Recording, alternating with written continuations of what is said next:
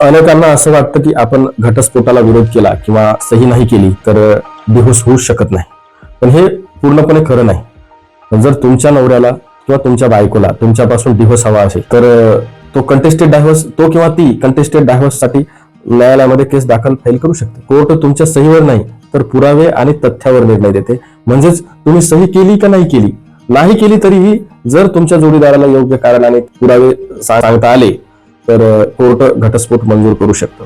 त्याच्यामुळे परिस्थिती हलक्यात घेऊ नका, कारण तुम्ही सावध नसाल तर तुमचा जोडीदार केस दाखल करून डिव्होर्स घेऊ शकतो. परिणामी तुमचं नुकसान होईल आणि वेळ निघून गेल्यावर तुम्हाला फक्त पश्चातापाला समोर जावं लागेल. मला हे सांगायचं की भावनिक निर्णय घेण्यापूर्वी लिगल प्रोसेस समजून घ्या. सत्य तुमच्या समोर मांडणं हे कायदा विजन चॅनलची जबाबदारी आहे, बाकी तुमची मर्जी. मी अजून एक तुम्हाला विनंती करणार आहे की मला डायरेक्ट फोन लावून परेशान करू नका, कारण मला इतके फोन येतात की सगळ्यांचे फोन गेले म्हणजे खूप अवघड जातं, खूप त्रास होतो. माझे जे व्हिडिओ आहेत ना ते युट्यूबवरती फ्री आहेत, मोफत असतात. ते जे तुम्ही बघताय, कायदेशीर माहिती तुमच्यापर्यंत पोहोचण्यासाठी कायदा विजन चॅनल हे कायदेशीर माहितीची जागृती करण्यासाठी हे तुमच्यासाठी अर्पण केले. परंतु मला वैयक्तिक प्रत्येकाच्या समस्या फोनवर सोडवणं शक्य नाही. प्रत्येकाला मोफत सल्ला देणं शक्य होणार नाही.